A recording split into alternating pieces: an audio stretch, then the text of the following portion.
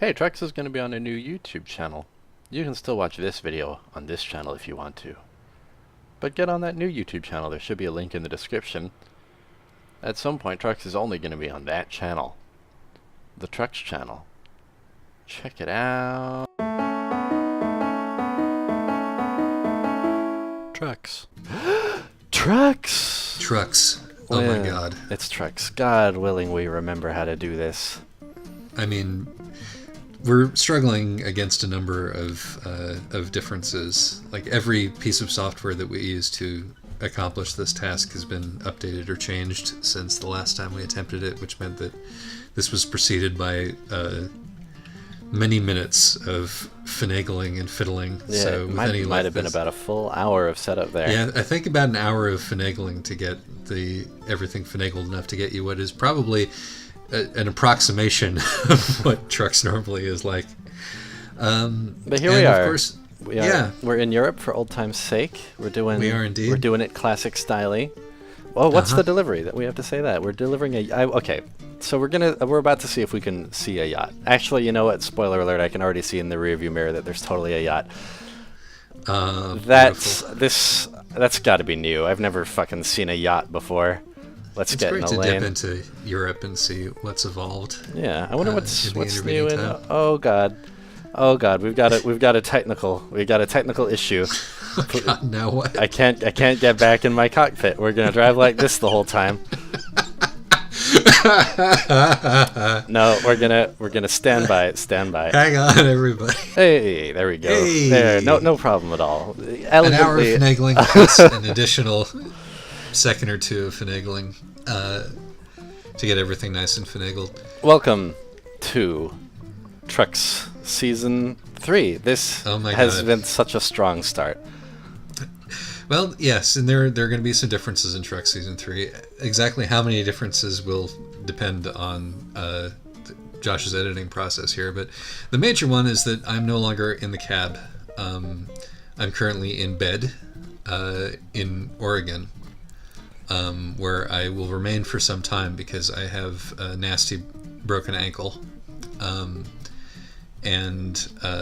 So in addition to not being in New York in the same room as Josh, as has been our prior setup, I'm bedridden, which hopefully will not remain the same for the entirety of Season 3 of Trucks. Yes, let's hope so. Mm-hmm. How could an ankle injury? It's not gonna bedrid you for life. No. God willing. No. Isaac's gonna be fine. 4 to 6 months. Not for life. That's 4 to 6 weeks, not 4 to 6 months. I was about to say that's a fucking serious ankle injury. Yeah, no. It's 4 to 6 weeks. And 4 to 6 weeks just sounds so much nicer now that I just said 4 to 6 months. Yeah. God, imagine. But I'm gonna give you all the précis of what has gone down with me since last time we. Yeah, and me too. I've spoken to you only intermittently and mostly in the Trucks Discord. So yeah, this is kind of our chance to catch up as well. Josh and I have kind of taken a little lull with each other after sometimes after you go through a life change, you got to take a little break. But yeah, this is Josh and I renewing our acquaintanceship through the medium of Trucks. Acquaintanceship. We're friends. We're friends. Our deep and true friendship. Our dear friendship. Yeah, no. I don't mean to diminish that at all. It will grow forth even stronger, having survived the change in my physical circumstances. So what's happened since the last episode of Trucks is I moved across the country. I got here. I moved across the country back to my hometown, which is my first mistake, according to a podcast that I've been listening to a lot lately called Crime and Sports, as you should never move back home. If I find religion or get married, there may be trouble and I'll probably be arrested soon after. Should I launch a rescue mission if that? Yeah, no. If either of those things happen, or if I keep a teenager in my hit squad, that's another one.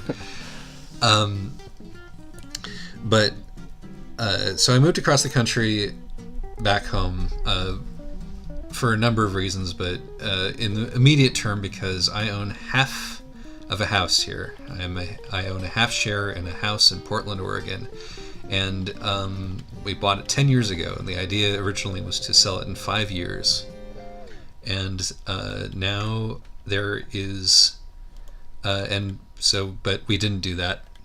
And neither of us have lived in Portland forever, and so sort of come to find out the house is kind of disintegrated. Oh no! As it will do. Well, the physical condition of the house deteriorates over like many years of tenants being more or less responsible and us not having adequate oversight. So we came back to a house that had like blackberry vines growing into the house from the outside, things like that. Just sort of a jungle. And like, a bucket under the bathroom sink because they couldn't bother to fix the plumbing or tell us that there was something wrong, It just, many, many, many things had to happen. So the theme of the last like 3 months of my life has been doing maintenance work on this house, cleaning up the yard, fixing all of the many, many holes in the walls, replacing some of the walls. Good, honest labor. Yeah, repainting everything. The whole kit and caboodle. Was it in the course of this that you broke your ankle? Well, I have okay. to set up the scene properly chronological. to really sum up the heft of what has happened here. Yeah. So, this last 3 months, I'm also like trying to work for a living at the same time because I'm very poor and spent the last of like the credit equity that I had getting across the country. So I have been doing things like driving special needs children to work in like the next city over, like getting up at 5 o'clock and doing that, and then going to the house to work afterwards. And also I applied for a job at the post office because, as faithful listeners will know, I'm a big fan of infrastructure. Did you get the job? I got the job at the post office. What are you doing at the post office? Well, let me finish my story. Very well. So I got my job at the post office. It's a very long process to get hired by any government agency. So that took like 2 months to get through all of the training and stuff. So it was training at the post office, trying to keep body and soul together with other working on this house. We finished the last big push on the house. The house is pretty much ready for prime time now. Wow! Congratulations. And the day after that, I was going to start working on the post office, and so I went for a little hike in the woods to celebrate, and I broke my ankle. So the day before I was scheduled to start like actual post office work. So no post office work for me. Are you on? Are you like? Have you lost the job opportunity now? I've essentially lost the job. I'll have to reapply. That sucks. I'm sorry. And I'm gonna have to have surgery on the ankle. The whole thing, and like the whole thing has a certain weight of parable about it. You find that like you, having put in like the utmost amount of effort to sort of reorganize your shit, to then be struck down at just the moment where you were beginning to arrive at like potentially positive returns. Mm-hmm. It's a little difficult for the brain to take on. Definitely something a bit nihilistic about that. It gives you all the wrong lessons, exactly. But it's also entirely accurate because this is the world. This is the world that we live in, and this is exactly the kind of thing that will happen because there is actually no organizing intelligence behind it. I was very stressed out. I was distracted, but I wasn't doing anything that I haven't done a million times without getting a debilitating injury. So yeah. It's really something. So basically, that happened about a week ago. Exactly a week ago now, in fact. I'm theoretically getting surgery sometime the next week, and I've been in bed most of the time since. The triumphs of the last week or so have been going to the bathroom by myself, taking a shower, challenging stuff, getting up and down stairs. Maybe to struggle hastily to draw a silver lining here. It's good to get back to basics, reacquaint yourself with the simple pleasures of doing the everyday things. To learn to savor the simple things. How's that sound? Am I cheering you up? No. I mean, because I can't really do most everyday things. Yeah. Mostly I'm on the bed in my bed on the internet, or like on a couch on the internet. There's really very little in the way of a silver lining here, apart from the fact that like it forces me essentially to abdicate what little pretension to independence that I had left while I was still, depending on my parents to house me while I worked on these various things that needed to get done. Mm-hmm. So now I'm just like completely dependent on my aging parents, and there's no way to really sugarcoat that. So, it means that there's a team now working on all of the stuff, which is good. And things will be okay. But I'm basically at zero. And I suppose that in a certain sense there is actually something to be said for being at zero. Are you really is the post office not going to give you some credit when you reapply for having been accepted before? I mean, presumably they will. Mm-hmm. But no guarantees. It's the way that it works. It's not like they can't even just like stop, sort of put me on hold and then have me start working later. Yeah, because of the way that they do, and they. And there's a government shutdown. Does that throw a wrinkle into their plans in some way? Interestingly enough, the post office is not funded by the federal government as a government agency, but it's completely self-funding, so it's unaffected by that. Interesting. Yep. Post office runs at a profit. Huh. Just from like shipping fees and stuff. Yeah, at a considerable profit, actually. I've learned many things about the post office over the course of this. You will hear congressmen, Republican senators occasionally say that the post office is, running at a loss and should be, shut down or reformed or something.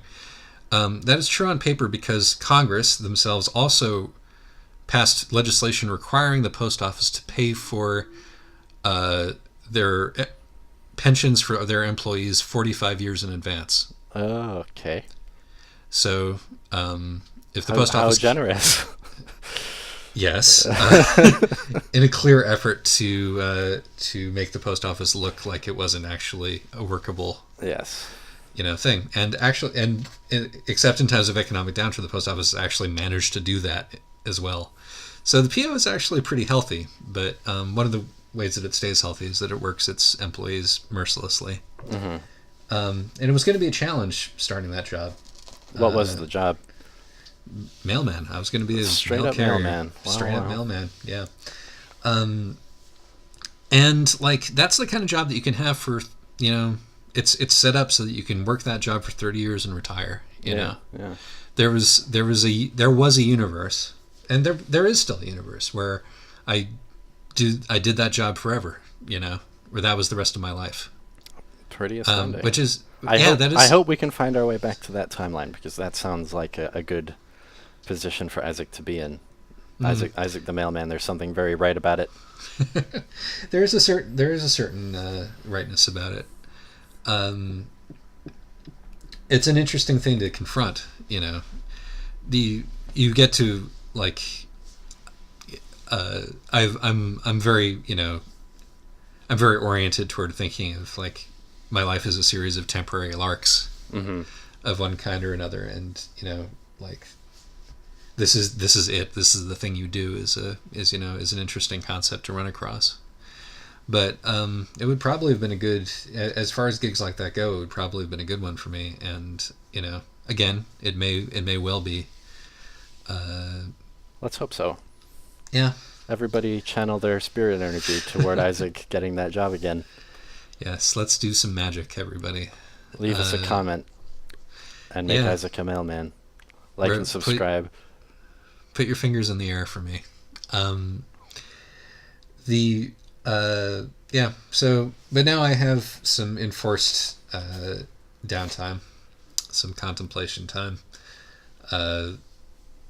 Hopefully you've With been which, managing to not contemplate in too nihilistic a fashion. I mean, I've been Oh, fucking contem- A! Whoa! I really misread the GPS there. Yes, I mean you were following the logging truck, and you continue to follow the logging truck. We actually have the setup. You may notice that I'm virtually in the cab, even Yes, now. yes. I'm hovering, in spirit, even though my corporeal form is very definitely. He was not just pretending to react to what happened.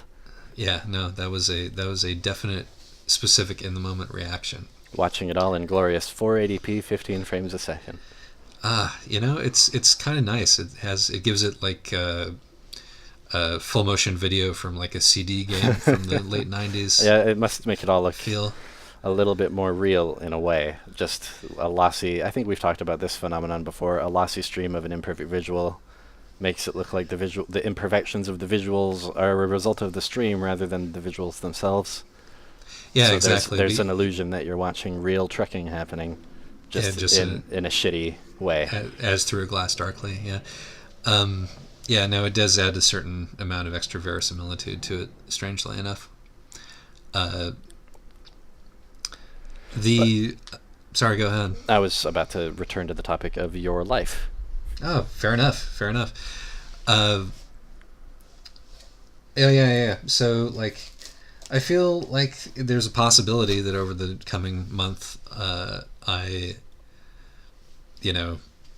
fuel my aimless energies into some kind of creative project. And there's a possibility that I'll just sort of sink slowly into a slough of despond. And we're trying with what, like, this has given a blow to my sense of agency, because I was working myself very hard for a very long time. You cut out a little bit there. You were working yourself in what? I was working myself very hard for a very long time, and Yes. Then at the end of that, I'm Well, everything is saying you can stop now, and like Well, look, I just have to the make sure that I don't stop myself too thoroughly. The creative project has already begun. We are doing it right now. There we go. This does count as an accomplishment, and it is an accomplishment that I can do without leaving my bed. So kudos to us for that. And speaking of us, what have you been up to, Josh? Well, as we touched on in the previous treks, my life has not been moving as quickly as yours, given your complete change of situation and my mostly being in the same situation. But, some things. The roommates are all shifting. We're in the process of moving Nick out. He'll be completely moved out tomorrow. No Nick. Oh no my Nick. God. Yep. That's a significant development. He's moving in with his girlfriend. There you go. Yeah, happy with Nick. His girlfriend's mom specifically, or yes. And Holy I haven't seen the place, so I can't speak to it much, nor should I probably. But yeah, no, that's seems probably pushing the seems- bounds of trucks. He seems fully psyched about it, so we're all very happy for him. Man, fully psyched is pretty much all you can ask, particularly from a man who is, like many of us, prone to Hamletian wobbling around. Yeah. We are still in search of someone to replace Nick, unfortunately. That's a bit of an issue. Yeah, we had someone subletting the place, but they unexpectedly shorted us. It was someone we thought we trusted, but you know how it goes sometimes. They decided to leave halfway through the month and decided, all by themselves that meant they weren't responsible for paying the remainder of that month's rent or utilities. Holy mackerel! This isn't the guy who was in my room, is he? No. That Okay. that dude is still here and he's fine, and he's actually now in Nick's old room. Oh, okay. So my room was the domain of a jackass who has Yes. left you guys in the lurch. Who will go unnamed in this treks. But yeah, the lesson here is always sign a contract. Yeah. With Was this even, was this a even jackass of your acquaintance? yes, it was. It was a Oh jackass. no, I'm so sorry. You'll have to tell me who it was when we're offline. I'm not sure if Um, I'm not sure if you ever actually met this person. Maybe briefly. Okay. They've been over, but yeah, yeah. Always sign a contract, even if it's Yeah, no, I mean, that's the if the other sort of big, kerfuffle with this whole deal has been negotiating my relationship with the owner of my house, who yeah, we've always managed to do things mostly by consensus at this point, but yeah. as we near the end of this project, it has been like a very difficult thing to get us on the same page, and so get it in writing. Yeah. I mean, it's good for the friendships. think, It's good yeah, for the relationships. it if you feels get like in it writing. would be. It feels like you're doing a crappy thing in a way by getting a piece of paper to make sure you don't get screwed over by your friend, right? Like you feel like you're expressing some distrust there, but a good contract is mutually beneficial. And Exactly. Like it makes everything explicit. It makes your expectations explicit. It doesn't allow anybody to fool themselves into thinking that they're, Yeah. that So they're doing the thing that was implicitly agreed upon. So in that spirit, Isaac, here is the contract about our mutual responsibilities and expectations for this podcast. Holy No, shit! No, just I mean, you have no idea how thrilled I would be if you presented me with one of those. maybe we should think about something like that. But I Yeah. don't know. We've made it work without one. Well, yes, but like, I think that we might have actually stumbled upon something that might be A good idea. a good idea, to be honest. Yeah. Well, Because we've handled it very sort of ad hoc. Yeah, And, yeah. ad hoc breeds resentments because, and I mean, this is again a big story of my relationship with my co-owner. Is like ad hoc means that if something comes up, the person most adjacent to it has to take care of it. And if that means that a lot of things come up with the person who is most adjacent nearby, that person ends up doing the lion's share of the work and not necessarily getting the lion's share of the spoils. So even if that is, inevitable, sure. you should have a rubric to make sure that is acknowledged, and in some way I bet that outcome is, we could reflected. give Isaac some more responsibilities in the truck zone. I wonder. Maybe. Yeah, we'll talk about it off the air. Yeah, exactly. But yeah, other than all of that situation, it's been mostly still Joshtown here. Things are much the same. Cool. I visited home, which was nice. It was actually surprisingly nice. Monica and I are planning a trip to Europe. I don't know if you've caught wind of that. Oh, that's very exciting. Where are you going? For the first week, we are accepting an invitation from my dad's side of the extended family to hang out at a fucking hotel in Italy. I don't know exactly where in Italy, somewhere near Verona. But from my understanding, it's going to be a bunch of looking at a lake and eating food, which sounds amazing. This is the first time that Monica will have Left the continent, yeah. left the continent, which is Yeah. I think, in Very- fact, maybe the country. I don't believe she's ever been to Canada or Mexico. She's getting her passport straightened out just for the occasion. this is very exciting. It is very mean, exciting. We all agree that Monica is the best one, and so anything that provides her with additional fuel for her fires is a pretty much uncontested plus. Yeah. But for the second week, we're gonna stop through Venice, take a look at Venice, and then take an overnight train to Paris. And My God. we're still gonna figure out what we're doing in those two places. Probably a lot of looking at art and eating food. Well, you could be subject to two different tourist diseases. One of which is the delirium that comes from looking at too much art at once, and one of which is the Japanese Parisian disappointment syndrome. I visited Paris around 12 or 13 years of age, so I loved it. Your expectations have been set. I thought it was a great place. I loved that modern art museum they've got there, the Centre Pompidou. I wonder if I'll like it as Pompidou. much as I did then, because I've grown, rather cynical about art museums in the intervening decade and a half or so. 2 decades? I don't know. I can't do math right now. And I don't remember exactly when I visited it, so no math to do, really, just guesswork. But yeah, So that's a preview for season 3 of Trucks. Is that at some point we'll be discussing the Pompidou? yeah, that sounds good. Oh, almost certainly. I have art museum stories to share now. Oh my god, I was driving in the wrong lane. I didn't realize this was a two-way street. I visited the San Francisco MoMA while I was in California, Isaac, and impression number one was that San Francisco has a much better MoMA than New York does. Just a much Sure. I mean, I've never been to the San Francisco MoMA, but I'm willing to believe it. yeah, somehow just a much.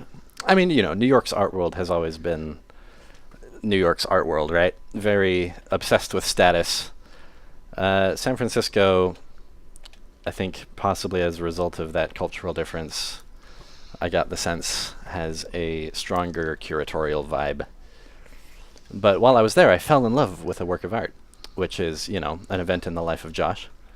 Yeah, this is the happening that you were Yeah. posting bits of, which seemed to involve some indie music and wandering around. Yeah, when I first walked into that exhibit, I got a sense that maybe you got watching those little clips I've posted, which was, oh god, this sounds like Fleet Foxes or something.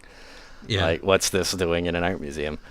But let me break down what this thing actually is. It's called The Visitors, and it's by someone whose name I believe is Ragnar.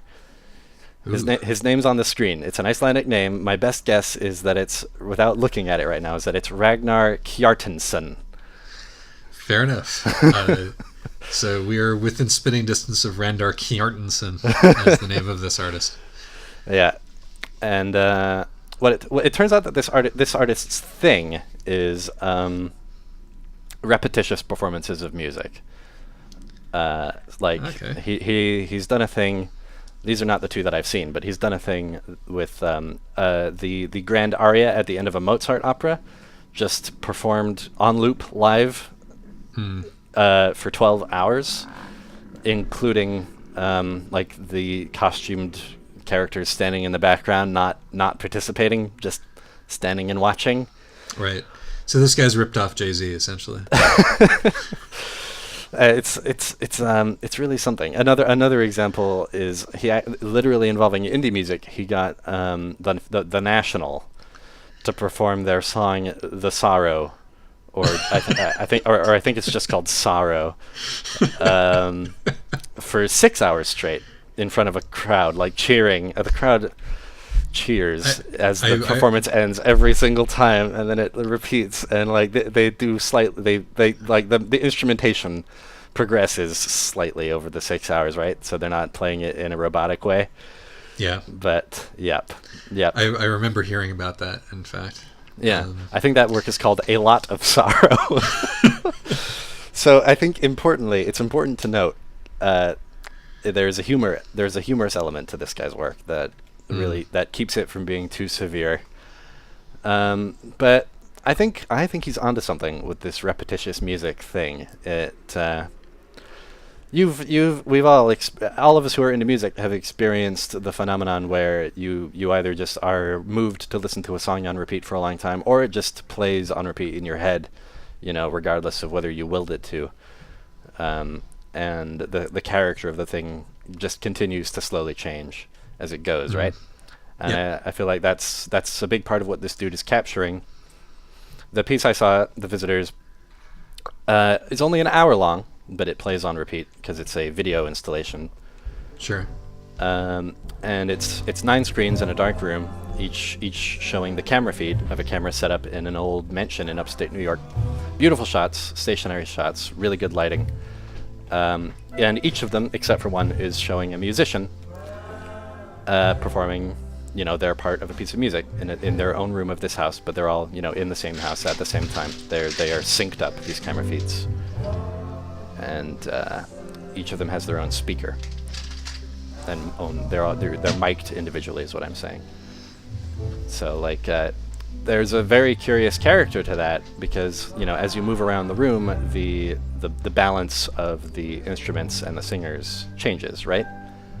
Yes. And most of the song does like move for its hour, but most of it is the same 4 bars of 6/6 on repeat, where they sing quite curiously the lyric, "Once again I fall into my feminine ways." Which so Yeah. how long did you experience this? I had an interesting little arc with this. We were checking out the exhibit as a whole, which was this SMOMA had an exhibit of installations that involved sound, right? Sound in space. Sure. And this one we just caught and spent maybe 10, 15, 20 minutes with as we moved through it. And I thought, oh, that's really good. And then I went home and thought, I am not done with that, am I? I have to go back and see it again and like see the entire thing. And that's excellent. Yeah, I did that. I went back and spent about a little over an hour with it, saw it from start to finish. And then I came home and said, I am still not done with this. There's a I went back again and spent the closing 2.5 hours with it, and it became clear spending the final 2.5 hours that this thing was open, you know, in that room, that this thing had a lot of devotees. I got a strong sense that, like, if the artist walked into the room just after it finally played out for the last time, that he would have had a pretty easy time starting a cult. So can you put your finger on what exactly it is about this that captured you so completely? There's a lot to say about it, and I'm not gonna get it all out right now, but I think for starters, it's genuinely lovely in a way that you don't see art museums engage with that much these days. Like modern art museums, you walk through them and like you can see a lot of things that you like, but like outside of the those who have earned their place in the museum, like the Matisses and the Rothkos, who have earned their right to be beautiful, most of it is kind of conceptual in nature, right? And it's kind of lovely, but in a distant way. Whereas this allows itself to be kind of classically pretty in a way that you don't often see. And it has an easy time accessing that immediately because it's not just sculpture, which, you know, can feel a little bit difficult to communicate with unless you're an expert. But it's also music and film, both of which, both of which are very, very easy to commune with on that level. So that's a big part of it, I think, is that it is unashamed of itself in that way. And I think that's kind of a big principal part of my takeaway. But the way the music operates is also pretty key. Like you've got these 8 musicians singing the song, but each of them is giving like a very individual kind of performance. Like some of them are playing very restrained harmony or accompaniment parts, but you know they're each in a room by themselves, listening to the rest on headphones, which and you know you can stand just and watch them give that part rather than like have them be shoved in the back of a stage or whatever. And I think it gradually occurred to me that the song isn't written or performed in the way that it would be if it were a typical ensemble performance. Like most of them, I think maybe all of them sing at various parts, and a lot of the time they sing in unison, but like there is no actual core to that melody. Like there's no lead vocals. They're all kind of giving their take on it, and I think they must have thought about it. They are all subtly different, and many of the musicians modulate the way they sing it throughout. So like if you were to listen to the recording of it, and you can in fact buy an edited down recording of just the song, the performance would be like super not tight. Like, you know, the timings, the very rhythms of the melody are differ from singer to singer, so it would sound like fall in 2-2-2. You know what I mean? Right. Sure. And that creates a kind of architectural element to the music, which is very fascinating to explore. And just simply, it's a very aching piece of music. It's a very straightforwardly pretty piece of music, which the piece invites you to spend a long time with, and it goes directly past earworm and into your long-term memory. Like your long-term memory is being played with as you stand in that room and, All right, and absorb it. It seems like it seems like a mechanism for Where the fuck am I parking? short-circuiting your defenses, essentially. Yeah, totally. Like I had that cynical reaction when I first walked in, but as I continued to stand there, I was like, oh, okay. You know what I mean? Yeah. Where do you need it? I forgot that I had to stand in that particular spot to get it to tell me where to put it. There you go. The first parking job in a long time, and it's an easy one. Well, that's for the best, presumably. So yeah, it's the contrast of this Trucks is that Isaac has lived life and done important things and had things happen to him, and I have just continued consuming media Well, the way it ought to be. Yeah, no, I've had very little time to consume anything of note over the course of all of this, and much of what I have consumed has been either bad or uninteresting. So it's good that you were picking up the slack on the conceptual art front, because I certainly didn't consume anything more interesting than like anime and podcasts over the last 3 months or so. It left a big impression on me, and I'd recommend anyone who gets a chance to see it, wherever it ends up next, make an attempt if they have the opportunity. I think it's in Cincinnati next, so anybody in Ohio, keep an eye out. Truckos, be of good cheer. So this is Truck Season 3. We didn't talk about the new YouTube channel or any of that in this video. Nope. Maybe I'll perform again some editorial stuff to make things a bit more clear for the viewers about what's going on. Could very well be. This is the getting reacquainted video, and other elements may be added in post. Yeah. Any final thoughts? It's good to see that the parking is as much of a struggle as I've lost whatever I had. Well, it's nostalgic, This would have been an easy one once upon a time. Okay, what I need to do is drive further out. Mm-hmm. Just think about it, Josh. Don't go on autopilot here. You can do this. Part of my post office training involved learning to drive large vehicles. I mean, Ooh. not as large as the truck, but certainly as cantankerous in some ways, and learning to like parallel park and back into stuff in those big old vans and such. The independent movement of the trailer is definitely the bugbear here. The size is one aspect of it, but it's that fucking trailer, man. Mm-hmm. What a beautiful boat. It's like, the thing about, we talk about the job of a truck driver, but I think that one of the things that we don't, that is not entirely captured by this is the feeling of doing something for a living which is at all which contains like terrible expensive disaster as a possibility within it, basically 100% of the time that you're doing the job. Yeah. Which becomes a Fuck. I think that's a feeling that is unlike other feelings, and it's something that is worth exploring as part of the trucking procedure. This is beginning to make me upset. Oh, really? Come on, that was so good enough. It was a tiny bit crooked. You got to get that boat right where that boat's going. It's so hard to get it just perfectly straight. I mean, so it can be like, I don't know why they care. This looks good. This looks good. It's not. Come on. No, it's gonna be good. It's not. Are you shitting me? The classic trucks. What the fuck? I can't wait. I can't wait for the moment of despair.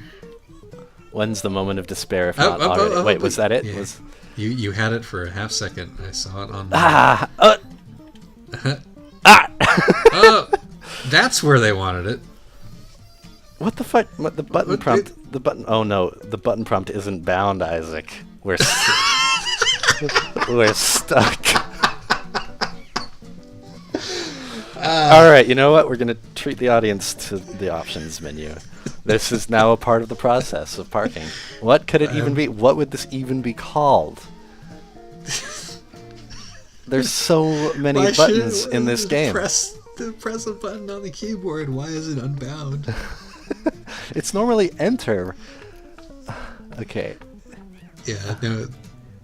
what the fuck? I mean, this is the deal. You know, you struggle back to your feet. It's not activate, which is currently bound to enter? Fascinating. What if this is the way it is now? What if this is forever?